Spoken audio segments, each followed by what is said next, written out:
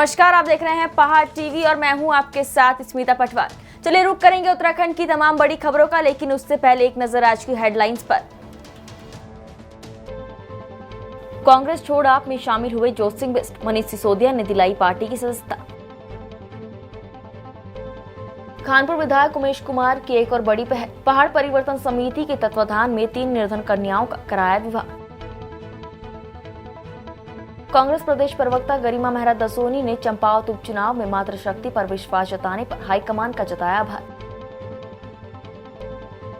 उत्तरकाशी में गर्भवती महिला की संदिग्ध परिस्थितियों में मौत, परिजनों ने ससुराल वालों पर लगाया हत्या का आरोप। उधम सिंह नगर के थाना पुलभट्टा पुलिस को हाथ लगी बड़ी सफलता, 30 लाख की स्मैक के साथ एक तस्कर गिरफ्तार। उत्तराखंड में कांग्रेस के प्रदेश उपाध्यक्ष पद और पार्टी की प्राथमिक सदस्यता से इस्तीफा देने के बाद ज्योतिसिंह बिष्ट ने कल 6 मई को ही दिल्ली में आम आदमी पार्टी का दामन थाम लिया है। ज्योतिसिंह बिष्ट के साथ उनके बेटे भी आप में शामिल हुए हैं। ज्योतिसिंह बिष्ट ने कहा कि दिल्ली सीएम अरविंद केजरीवाल की राजनीति और कार्यों से प्रभावित होकर वो आप में शामिल हुए हैं। ज्योतिसिंह बिष्ट के बेटे हिम्मत सिंह बिष्ट को भी उप मुख्यमंत्री मनीष सिसोदिया ने आपकी सदस्यता दिलाई है। आपको बता दें कि ज्योतिसिंह बिष्ट की गिनती उत्तराखंड के वरिष्ठ नेताओं में होती है। पिछले 20 सालों से वो उत्तराखंड के अंदर कांग्रेस में प्रदेश उपाध्यक्ष के पद पर काबिज थे। हाल ही में हुए उत्तराखंड विधानसभा चुनाव 2022 में वो कांग्रेस के टिकट पर टिहरी जिले की धनौल्टी विधानसभा सीट से चुनाव लड़े थे। हालांकि इस चुनाव में जीत नहीं पाए थे और उन्हें हार का सामना करना पड़ा था। कांग्रेस द्वारा चंपावत में निर्मला घैतोड़ी को प्रत्याशी घोषित किए जाने के बाद कांग्रेस प्रवक्ता गरिमा मेहरा दसोनी की प्रतिक्रिया सामने आई है। उन्होंने हाईकमान का धन्यवाद किया कि उन्होंने मातृशक्ति पर अपना विश्वास जताया है। भारतीय जनता पार्टी का कहना है कि कांग्रेस ने निर्मला घैतोड़ी को चुनाव में उतारकर अपना प्रत्याशी बनाकर भारतीय जनता पार्टी के पुष्कर सिंह धामी को वॉक ओवर दे दिया है। तो मैं भारतीय जनता पार्टी के अपने साथियों से कहना चाहती हूं कि मुगालते में ना रहें। अपने प्रतिद्वंदी को या अपने विपक्षी को, अपने दुश्मन को कभी भी कमजोर समझने की गलती नहीं करनी चाहिए। निर्मला घैतोड़ी एक महिला ही नहीं है, वो एक शेरनी है। अगर उनके जीवन की पूरी यात्रा आपको पता चलेगी तो आपको पता चलेगा किन किन संघर्षों से होकर वो यहाँ तक पहुंची है। अपने गांव की प्रधान रहने के साथ साथ आज AICC सदस्य तक का सफर और राज्य महिला परिषद की उपाध्यक्ष से लेकर समाज कल्याण विभाग की अध्यक्षा पद तक, और कहीं ना कहीं जो आज ये चंपावत के प्रत्याशी के रूप में पार्टी ने उन पर विश्वास जताया है, वो यूं ही नहीं जताया है। चंपावत की जनता के बीच में रहकर उनकी बेटी, उनकी बहू बनकर जैसे उन्होंने काम किया है और योगदान दिया है, कहीं ना कहीं मुख्यमंत्री पुष्कर सिंह धामी जो कि चंपावत के लिए एक पैराशूट कैंडिडेट है, एक बाहरी व्यक्ति है, चंपावत की जनता निर्मला घैतोड़ी के किए हुए कामों को भुला नहीं सकती। ऐसे में मुझे लगता है कि भारतीय जनता पार्टी बहुत बड़ी गलतफहमी में है। अभी कापड़ी जी ने वहां पटखनी दी, तब भी धामी जी मुख्यमंत्री थे खटीमा के, और आज भी वो मुख्यमंत्री हैं। यहाँ घैतोड़ी जी पटखनी देंगी, ये हमारा वादा है। कानपुर विधायक उमेश कुमार के नेतृत्व में पहाड़ परिवर्तन समिति ने एक बड़ी पहल करते हुए निर्धन कन्याओं के विवाह की जिम्मेदारी लेते हुए कल अक्सर में 3 निर्धन कन्याओं का विवाह संपन्न करवाया। आपको बता दें कि पहाड़ परिवर्तन समिति द्वारा स्वास्थ्य, पर्यावरण और अन्य सामाजिक कार्यों में सदैव से ही कार्य करवाए जाते हैं। पूर्व में कोविड काल में भी समिति द्वारा उत्तराखंड के कोने कोने में सहायता पहुँचाई गयी। कल अक्सर स्थित कार्यालय में शिवानी राहुल, सुनीता प्रवेश, पूजा और सुबोध का विवाह पहाड़ परिवर्तन समिति के राष्ट्रीय अध्यक्ष और खानपुर विधायक उमेश कुमार द्वारा संपन्न करवाया गया। पहाड़ परिवर्तन समिति की संयोजिका सोनिया शर्मा ने बताया कि समिति द्वारा सदैव ही समाज हित में कार्य किए जाते हैं। निर्धन कन्याओं के विवाह की दिशा में भी यह महत्वपूर्ण कदम है। आगे भी इस तरह के कार्य समिति लगातार करवाती रहेगी।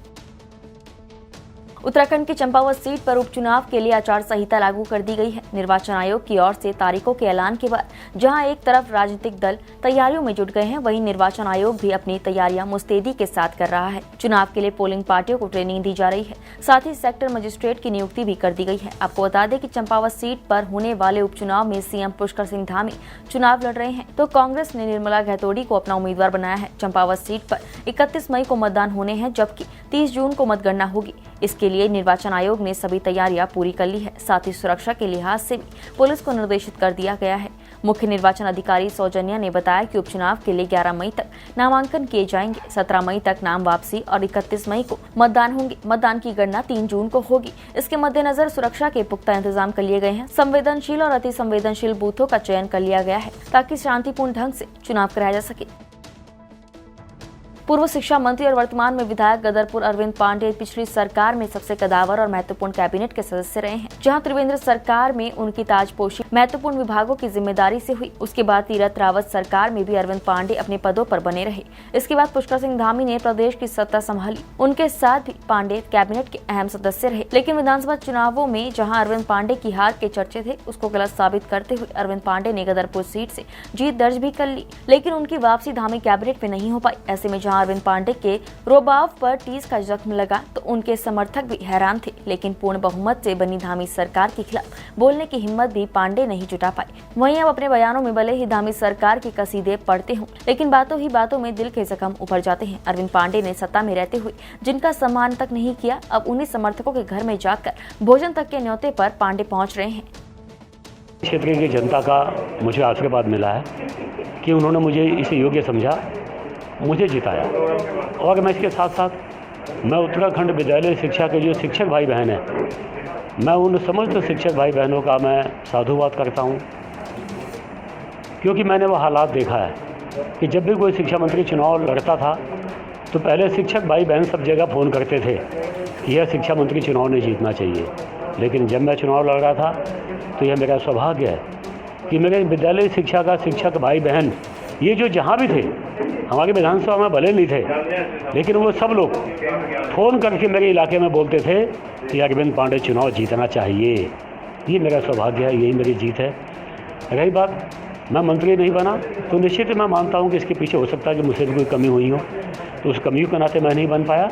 तो हम अपनी कमियों की समीक्षा करके फिर आगे बढ़ेंगे और हमारी सरकार अच्छा काम कर रही है, हम अपनी सरकार के साथ खड़े हैं और हम अच्छे उम्मीद कर सकते हैं कि जो हमने काम किया उससे ज़्यादा हमारी गवर्नमेंट ये काम करेगी। और मैं सहयोगी के रूप में अपनी सरकार का, अपने मंत्री का मैं सहयोगी बन के मैं खड़ा हूँ और हमको बेहतर सोचना चाहिए।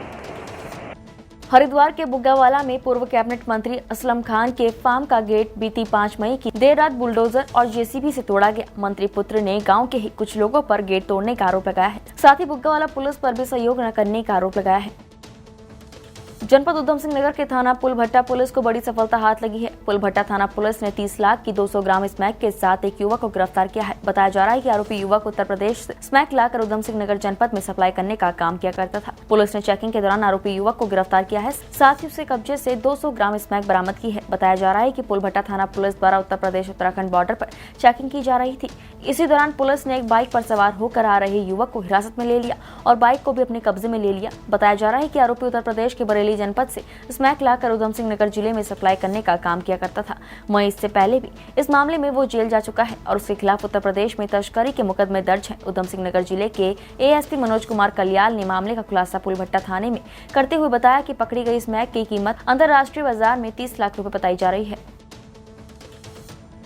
रोजगार मेले के माध्यम से बेरोजगार युवाओं को रोजगार से जोड़ने के लिए सेवा योजन विभाग के माध्यम से काशीपुर के पॉलिटेक्निक कॉलेज में रोजगार मेले का आयोजन किया गया, जहां 38 कंपनियों में 1100 बच्चों का प्लेसमेंट किया जा रहा है। यही नहीं, इससे पहले 1500 बच्चों का कैंपस में ही प्लेसमेंट कर दिया गया है, जबकि इस साल सबसे अधिक 65% प्लेसमेंट किया गया है। मेले का शुभारंभ करते हुए जिलाधिकारी युगल किशोर पंत ने कहा कि पॉलिटेक्निक के छात्रों को इस बार वरीयता के आधार पर रोजगार देने का प्रयास किया गया है।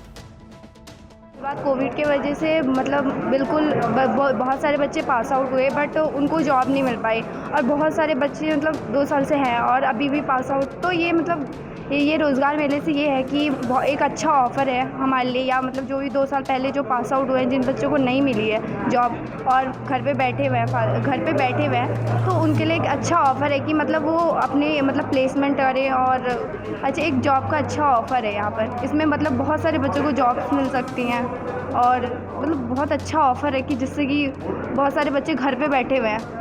अब इतनी पढ़ाई करने का और घर पे बैठना भी अच्छा नहीं लगता, तो ये एक अच्छा ऑफ़र है कि मतलब जॉब करें और जो भी और वो करें। और किस तरीके से किस सब्जेक्ट की आप सकते? सर मैं यहाँ हूँ computer science engineering final year का छात्र हूँ मैं भी यहाँ।